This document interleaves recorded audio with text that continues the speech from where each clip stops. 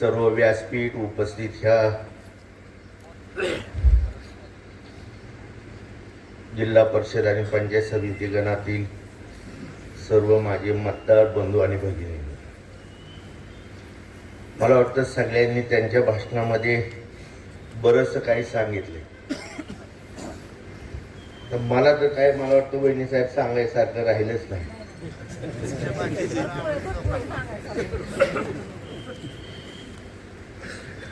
या ठिकाणी मला वाटतं बऱ्याचशा लोकांनी वहिनी साहेब सांगत बुगरे सर सगळ्यांनी पाठिंबा दिला आणि वहिनी साहेबांना पाठिंबा देण्यासाठी मीच भाग पाडले विचारासाठी की आता द्या.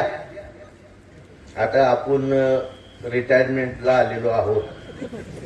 पंचम राजांना पुढच्या वेळेस ही करू. मला वाटतं सुभाष तुला सुद्धा बोललो की आता सुभाष तुझ्या भागा ह्याच्यामध्ये मी वहिनी साहेबांचा आपला समेट घालू. ह्याच्या मागचं धोरण एकच होतं की आमच्या बरोबर तुमची एनर्जी खर्च होती आणि कित्येक वर्ष तुम्हाला सांगतो आम्ही नाहक एक दुसऱ्याचे विरोधक होतो, प्रतिस्पर्धी होत नाही. पूर्वी हे राजकारण नव्हतं. पूर्वी ह्या पद्धतीचं राजकारण नव्हतं.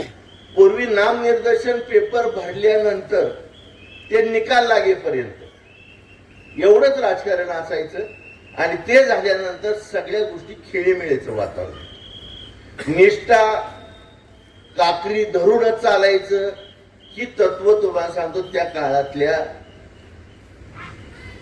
मतदाराची आणि कार्यकर्त्याची असायची. 100% खरं.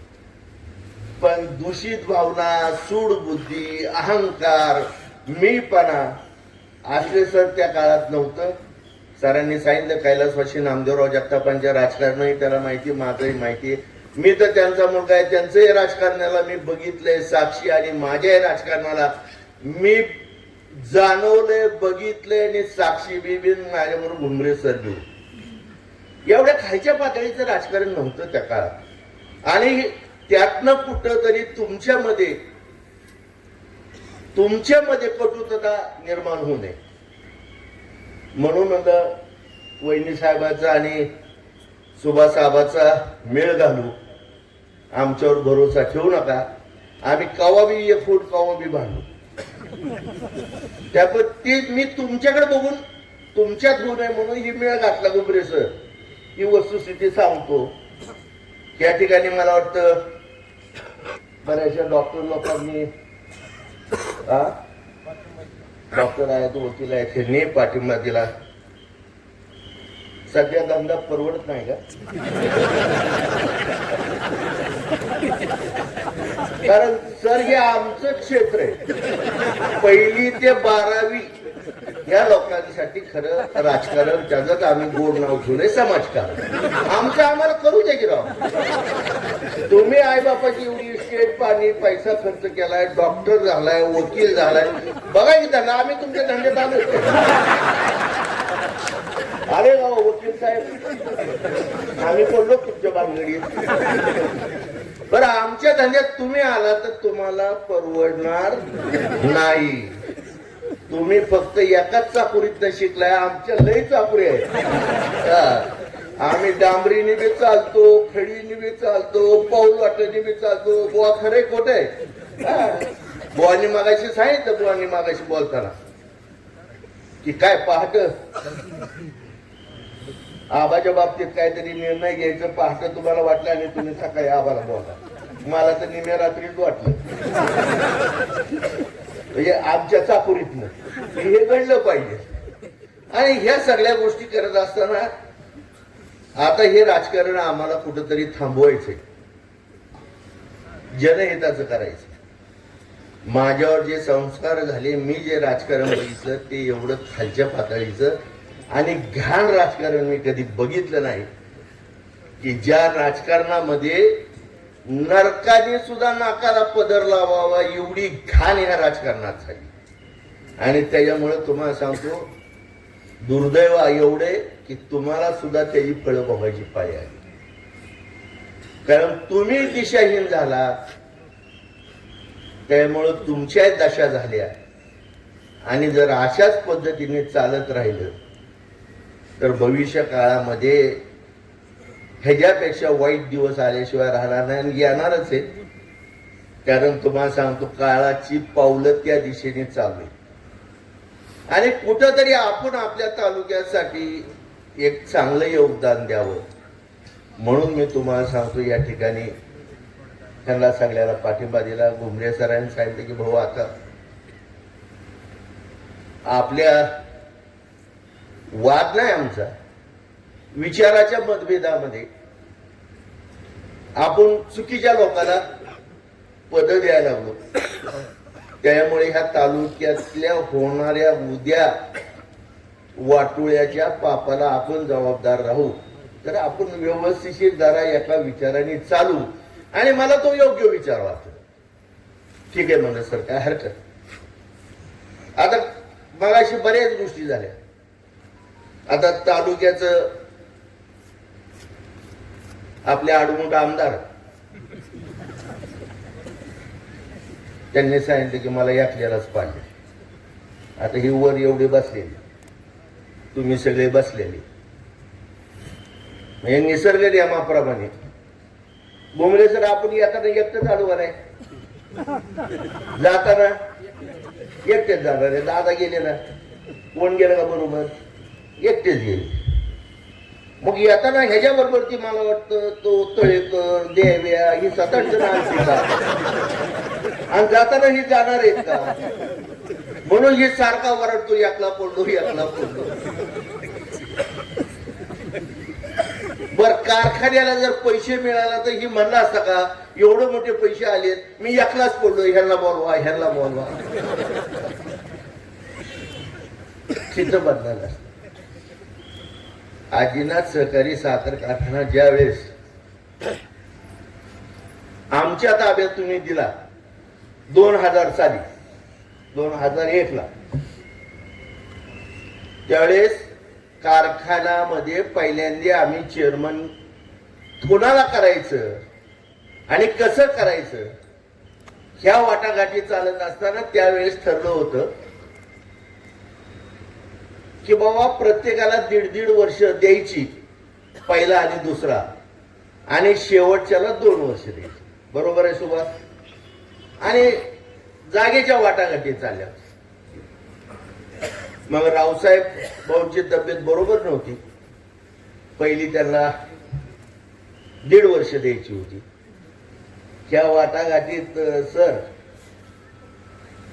2 नंबरला गिरधरबाई होती आणि गिरधरबाईची तुम्ही त्यावेळेस डोकं चालवलं आणि त्यांना नेलं. त्यामुळे जाधव डॉक्टर त्या ठिकाणी घेतले आहे.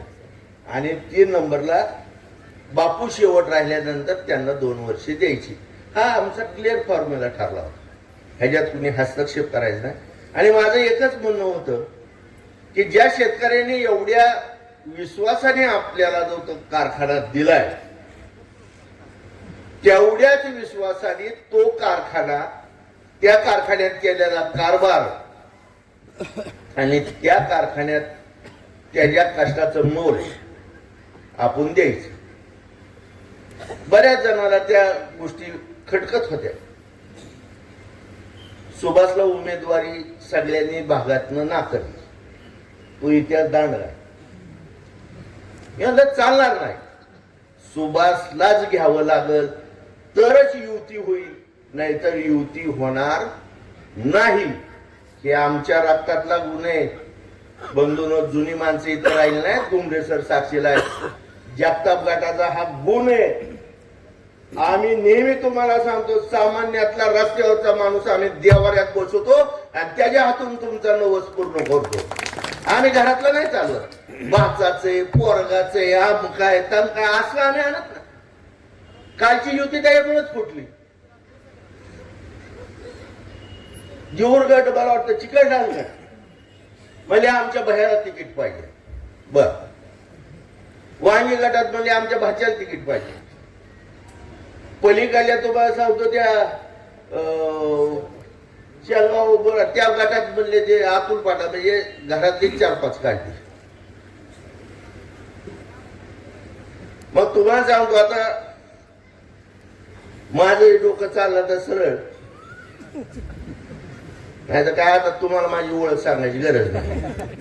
काय मी माझं डोकं फिरल्यावर मला वाटतं मी पवार साहेबांना सुद्धा ही केलेला माणूस आहे. काय आडव्यात गेलेलो आहे की तृतुल येते, त्याच्याबद्दल वाद नाही. पण ज्या वेळेस ही बैठक बसली, मला काही लोक म्हणतात की भाऊ संजय मामाला सोडलं, ते हे झालं ते झालं.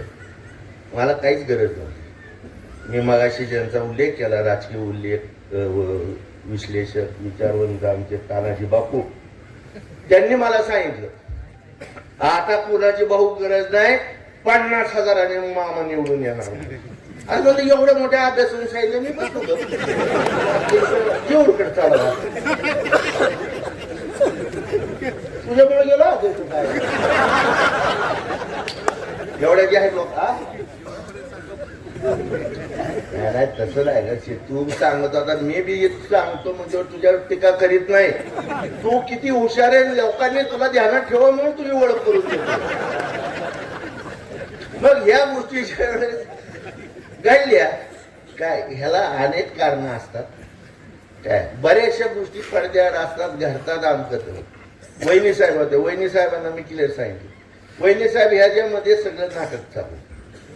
काय किंवा जे मराठी शाळेतले विद्यार्थी म्हणलं, आणि ह्यो आम्हाला सांगायला लागलाय जिथं आम्ही शिक्षण अधिकारी म्हणून काम करतोय तो आम्हाला राजकारण शिकवतोय. नाही म्हणलं गटातली माणसं. आता म्हणलं आता तुझ्या माझ पुत्र नव्हतं घेणार आहे,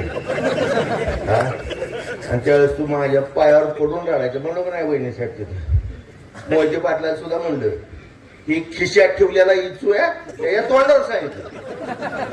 काय तुम्ही जिल्ह्यात तुम्हाला कळायचं, तुम्ही भरोशाने हात घालताना आपलाय म्हणत बघील बसा काही लाखाचा आजी लागू. मी कुणाशीच प्रामाणिक नाही. तुम्ही बाकीच्या गोष्टी सांगू नका. तुमचं जर सगळं बाहेर मी रेकॉर्ड काढलं ना तर तुम्हाला सांगतो तुम्ही हाताने आत्महत्या करता, दाव घेऊन फास घेता.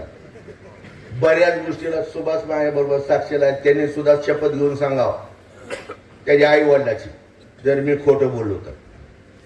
कारखान्यातनं 16 कोटी रुपये कारखाना चालू नये, माझी आमची बदनामी व्हावी. तिसऱ्या खेपेला तुम्हाला चेअरमन पद असताना तुम्ही दुसऱ्या खेपेला दादागिरी करून घेतलं.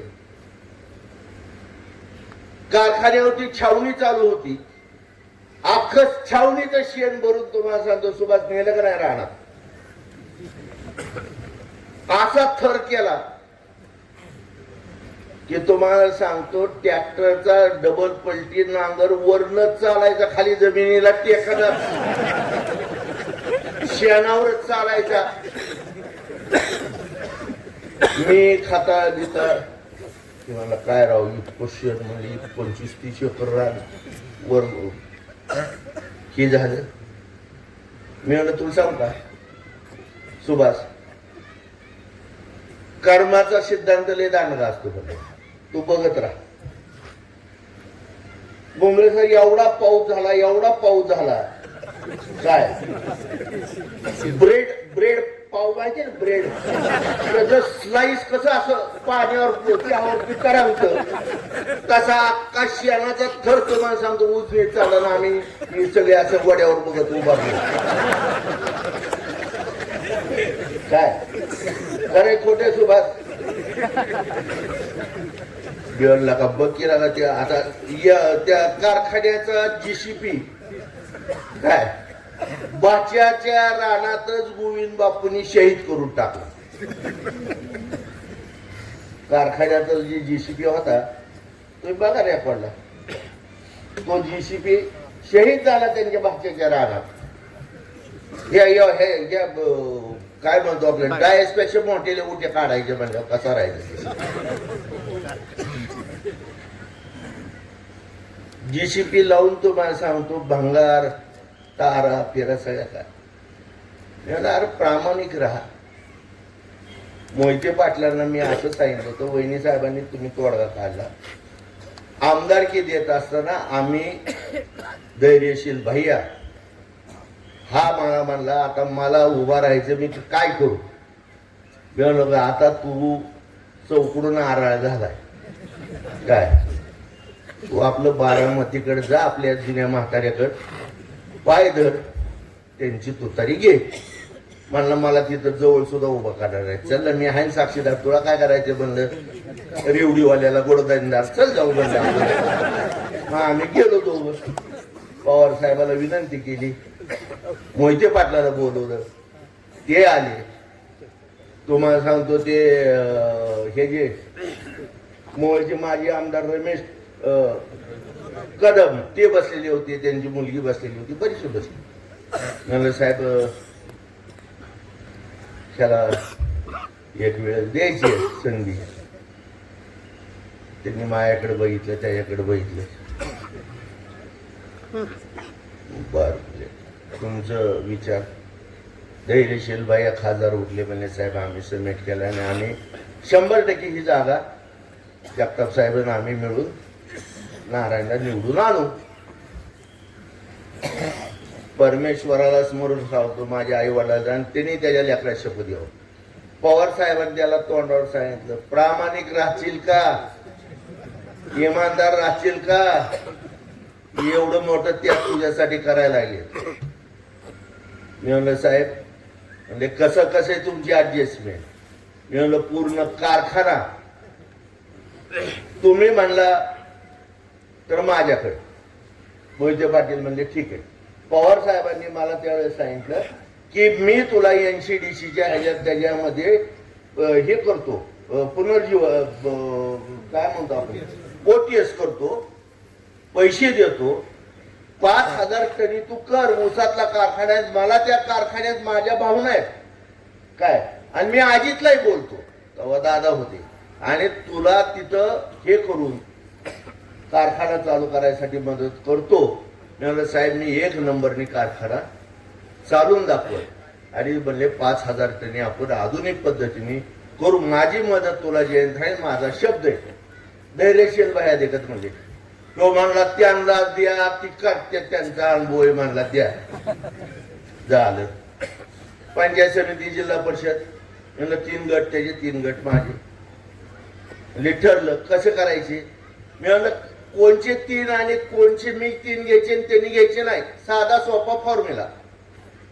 कोर्टी गटामध्ये जर वहिनी साहेबांना त्याला या माध्यमातून गटात जर तिकीट दिलं तर गणातली 2 माझी, गटातला 1 ह्याचा.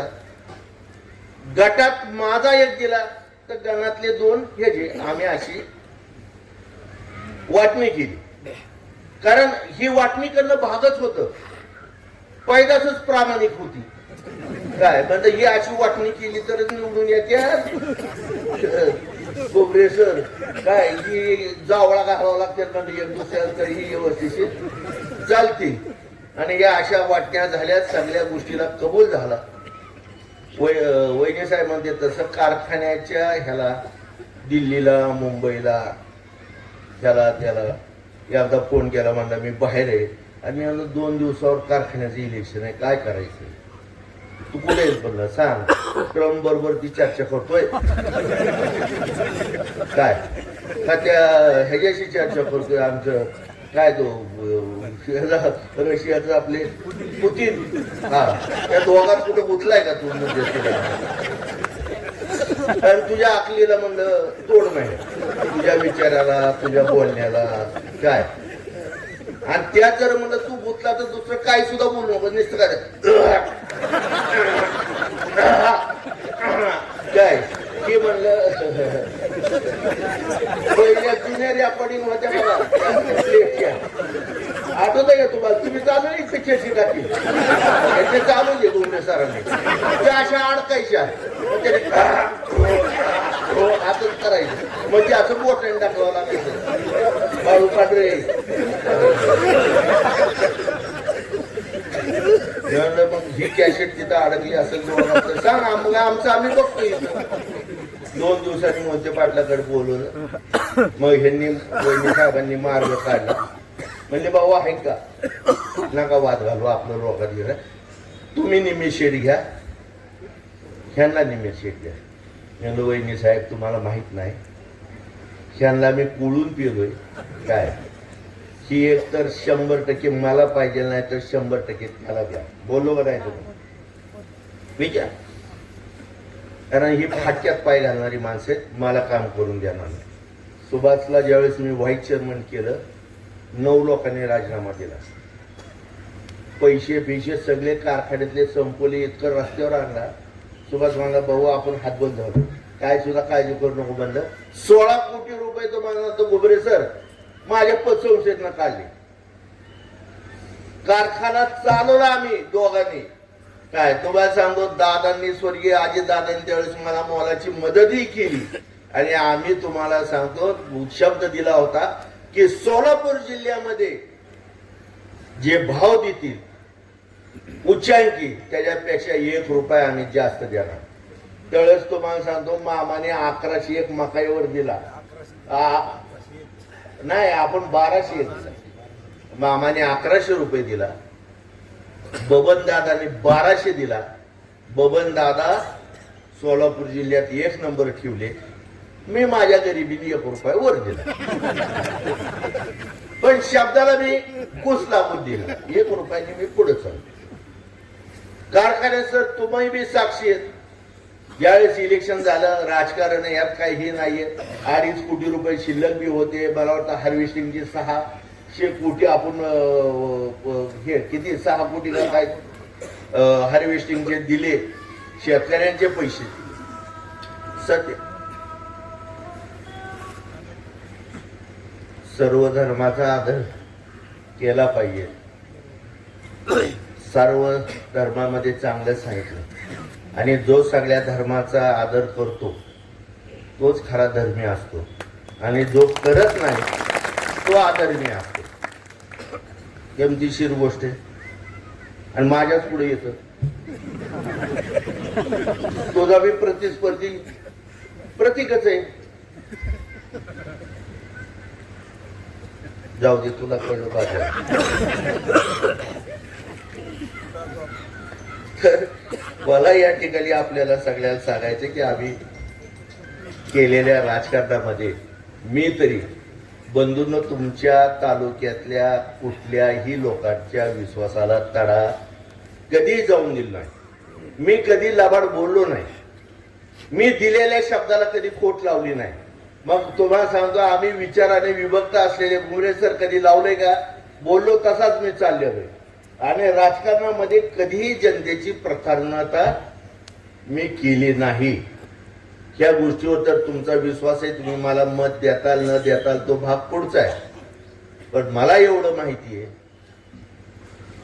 की बंधूंनो आम्ही राजकारण केलं ते तुमच्या सगळ्याच्या विश्वास आणि भावना सांभाळूनच केलं. ह्याच्यात काही दुसरं आम्ही वावगं केलं नाही. आम्ही फक्त ह्यांना सुभाष आबाला 8 वर्षांनी इलेक्शन लागले आणि त्याच्या आधीची 5 वर्ष 8 आणि 5 13 वर्षामध्ये सुभाष आबाची वहिनी साहेबाची तुमची भेट झाली नाही किंवा तुमच्या कामाला कधी तुम्हाला सांगतो त्यांनी होकार दिला नाही असं कधी झालंय का? कधी झालं नाही. माग 8 वर्ष आज इलेक्शन लागल्यानंतर बऱ्याच लोकांना तालुक्याच्या विकासाची स्वप्न पडायला लागली की तुम्हाला सांगतो इकडे फिरकत सुद्धा नव्हती. मागाशी आबांनी सांगितलं म्हणून मी डॉक्टर साहेबाला वकील साहेबांना सांगितलं तुमच्या धंद्यात परतळ नाही का? आमच्या धंद्यात कशाला येतात? तुम्हाला आता आहे बर. तुम्हाला संजय मामा कुंभी तिकिटाची अपेक्षा होती, त्यांनी नाही दिलं. तुम्ही नारायण पाटलाकडे दिलं. मामाने वास्तविक ही केलंय. मला सांगितलं होतं की मी ह्यांना दिलंय तिकीट देतो बॉबी राजांच्या मुलाला नितीनला. पण तिथं बी तानाजीने काहीतरी माशी शिकली झालं त्याचं गेलं. हाताने ह्याने त्याला नारायण पाटलाकडे लावलं. माझी अवस्था तशीच केली हे मला कळा नाही. हित चिंतक आहे का काय गुमरे सगळी जरा घेतात तपासून बघा त्याचं काय बघ. हे अशा सगळ्या गमती आहेत त्या. मला आता एवढं सांगायचं, घरचं ते घरचं असतं आणि बाहेरचं ते बाहेरचं असतं. त्यांनी आज मतासाठी किती तुम्हाला भावनी केलं, काय केलं. तालुक्याच्या सगळ्या विकासाला, तालुक्यामध्ये असलेल्या पूर्वीच्या आत्ताच्या होणाऱ्या सगळ्या लोकांना तुम्ही ओळखताय. पूर्वीच्या लोकांच्या विकासाची कामाची तुमच्याकडे मला वाटतं ही सुद्धा आहे, नोंद आहे.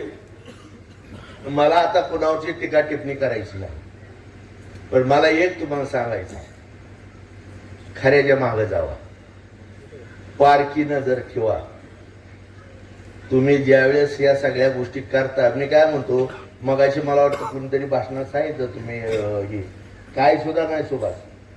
आता पोलीस स्टेशन, तहसील, आमकं तमकं काही सुद्धा बघायची नाही गरज नाही घुमरे सर. निम्या गोष्टी तर ऑनलाईन झाल्या आणि आपल्यापेक्षा ह्यांना माहिती पुढच्याला काय दिलं काय होतं. त्यामुळे ही काय त्या कामासाठी आपल्याकडे येत नाही.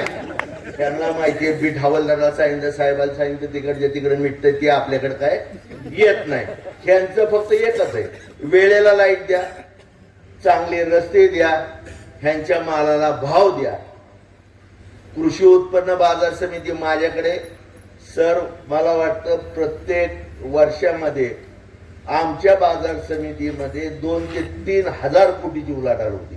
उडीद असेल, तूर असेल, ज्वारी असेल, हरभरा असेल आणि अख्खी करमाळा शहराची सगळी बाजारपेठ कृषी उत्पन्न बाजार समितीवर चालते. हे मी अभिमानाने गर्वाने सांगतो.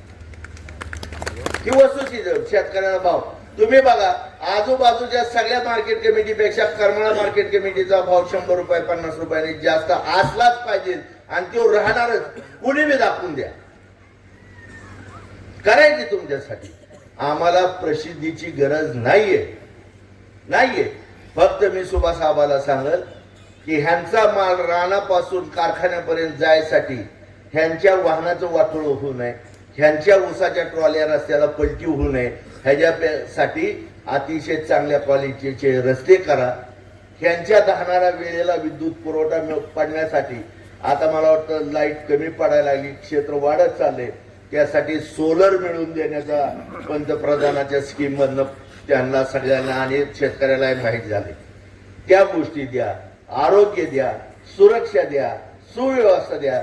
बाकीच्या ह्यांच्या कुठल्याही तलाठी, पोलीस स्टेशन, तहसीलदार ही त्याला खंबीर आहे. मी यांच्या तोंडावर सांगतो ही खंबीर आहे, त्यांना काय त्याची गरज नाहीये. म्हणून या ठिकाणी सांगतो की ह्या सगळ्या ज्या गरजेच्या मूलभूत ज्या गोष्टी हा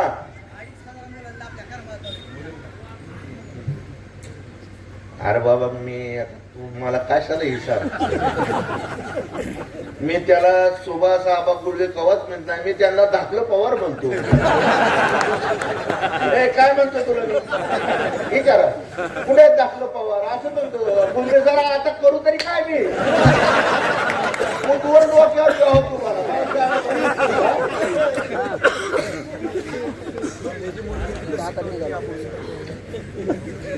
बघ. आता तू एकटाच नाही, तुझ्या अवती भोवतीची बटन दाबायला मला काय सुद्धा सांगू नको, भाषणात काय सांगू नको, कृतीत आणून दाखव. माझ्याकडे सुद्धा रोज येतात भाऊ, तुमच्यासारखा नेताच नाही. आज पुढच्या दिन 19 खांडखुंड दिले की तुला सांगतो झक मारतो तिकडू बटन दाबतो. काय करायचं आता हे असं काय बोबाटा करायचं नाही. शांतपणाने मी सांगतो ती कर. मी आता या सगळ्यांचा हेडमास्टर आहे, तू मला काय सांगू नको. काय 65 सोडून दिली आम्ही, गुगरे सर 70 गेले. आम्ही आपलं बोलतो जाऊ दे, आपण रिटायर झालो नको नाही हे करायला. तर आम्हाला सून बी माहिती, सासू बी माहिती, लेक बी माहिती, सगळ्याच भूमिका आम्ही पार पाडलेल्या आहेत. तरी मला या ठिकाणी सांगायचं की आम्ही एकत्र, तुम्हाला सांगतो रश्मी दिदी असेल, सुभाष आबा असेल, आमच्या वहिनी साहेब असतील, हे फक्त एका गोष्टीसाठी आम्ही एकत्र आलोय की आम्हाला आता हे गढूळ झालेलं निवळ करायचं, गढूळ झालेलं निवळ करायचंय. एवढ्याच तत्वावरती आम्ही तुमच्यापाशी आलो आणि आमच्यावर विश्वास ठेवा आणि निवडून द्या त्यांना. आम्ही कुठल्याही घरातला एकही उमेदवार माझ्या मुलाला कारखान्याला आणि पंचायत समिती तुम्ही साक्षी आहे उभा करणार. मी राजकारणात आलो, कैलासवासी नामदेवराव जगतापांनी मला राजकारणात आणलं नाही. मला राजकारणात तुम्ही आणलं, माझ्याबरोबर घुमरे सर होते, सुभाष होता आणि मी बी हेच ठरवले की माझ्या पोरांना मी राजकारणात आणणार नाही. गरज पडली तर तुम्ही आणताल आणि तुम्हाला गरज पडण्यासारखं त्यांनी वागावं, काम करावं. ही त्यांच्यामध्ये त्यांनी गुणवत्ता तयार करावी काय, आणि ती गुणवत्ता तयार झाल्यानंतर त्यांचं त्यांनीच दुकान मांडावं. आम्ही कुणाला मानणार नाही की दगड घेतो का, ही दगड घेतो का, असलं काय भानगडीत पडणार नाही. चांगलंच द्यायचं की ज्यांनी मागितल्यानंतर. त्याच्यामुळं वारसा हक्कापेक्षा कैलासवासी नामदेवराव जगतापांनी सुद्धा मी मागाशी म्हणलो तसं रस्त्यावर उचलून देवाऱ्यातून आणली, दलिताचा आणला, नेता केला आणि त्याला सांगितलं दलिताचे प्रश्न तू सोडव. सुवर्णाचा आणला, त्याला नेता केला, सुवर्णाचे प्रश्न तू सोडव. शेतकऱ्याचा आणला, त्याला नेता केला, त्याला सांगितलं ह्याचे प्रश्न तू सोडव. आम्ही घरात नाही पद घेतली. तुम्हाला जाण असेल नसेल तो भाग वेगळा आहे. त्या विश्वाचा राजा सुद्धा प्रभू रामचंद्र होता, त्याला सुद्धा 14 वर्ष वनवास भोगावा लागला. मग त्याला तुम्ही विसरला का? प्रभू रामचंद्राला घुमरे सर 58,000 वर्ष झाली तरी सुद्धा लोक त्यांना विसरत नाही. ही खरी श्रीमंती. काय लागत बरोबर येणार आहे, नाशिवंत आहे सगळं. आता तुम्ही बघा त्या नेत्याची तुम्ही आपण श्रद्धांजली वाहिली, काय आलं का बरोबर?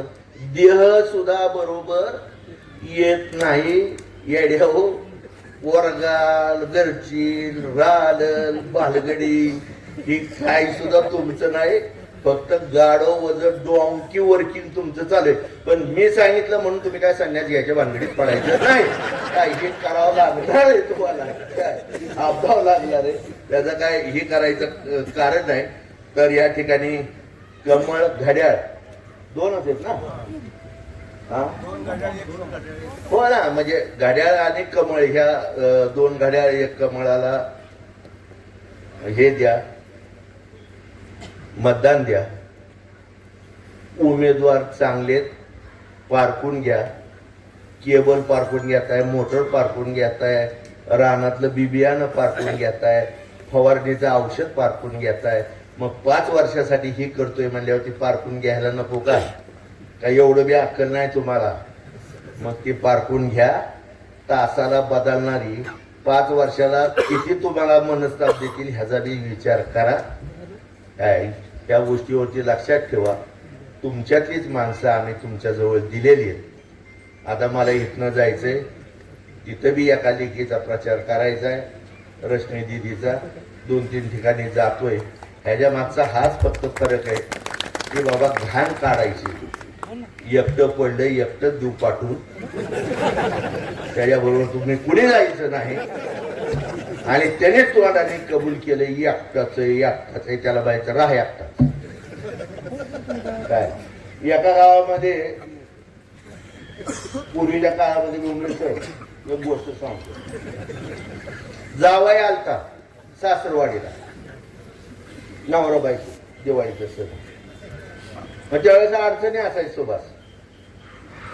मग पाहुणे रावळे चावडी झोपायला जायचे, नाही तर देवळात जायचे. ही देवळात गेलं त्यावेळेस सोस खड्डे होते. अशा गटारी वगैरे ड्रेनेज नव्हते, सोस खड्डे असायचे बघा घराच्या पुढे. माहिती आहे जुन्या काळातल्या लोकांना, तुम्हाला माहिती असेल. हा ओपनच की सोस खड्डा असा ओपन असेल.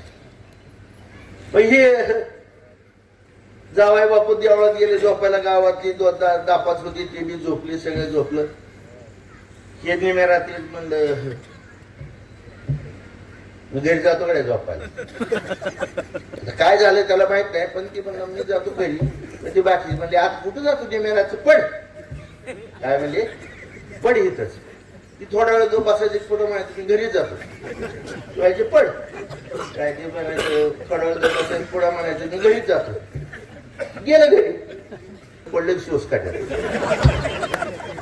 कशात पडलं हा तिथनं ते मोठ्याने आरडायचं हे लगा म्हणला मी पडलो की एकच बघा मी एकटं पडलोय काय मग ही झोपलेली काय म्हणायची आता आम्ही मी पडलोय पड तू की काय ते म्हणायचं मी पडलोय की ते म्हणायचे मग आम्ही पडलोय पड की तू बी आता हे एवढी गोष्ट ध्यानात ठेवा शोष खड्ड्यात असं करून टाकू होय सुभाष मग ही गोष्ट आता पहिलंही बोललो असतो पण माझ्या आधी सलीम नवीन तावातली होती बोलली त्यालाही बोलण्याची संधी दिली पाहिजे वेळ अपुरा असल्यामुळं त्याच ठिकाणी थांबतो पुढील कार्यक्रमात जाण्यास परवानगी मागतो भविष्यात ज्या ज्या वेळेस येईल त्यावेळेस चांगल्या लोकांना मतदान करा घड्याळाला आणि कमळाला मतदान द्यावं अशी पुन्हा एकदा सगळ्याला विनंती करतो आणि इथंच थांबतो जय हिंद जय महाराज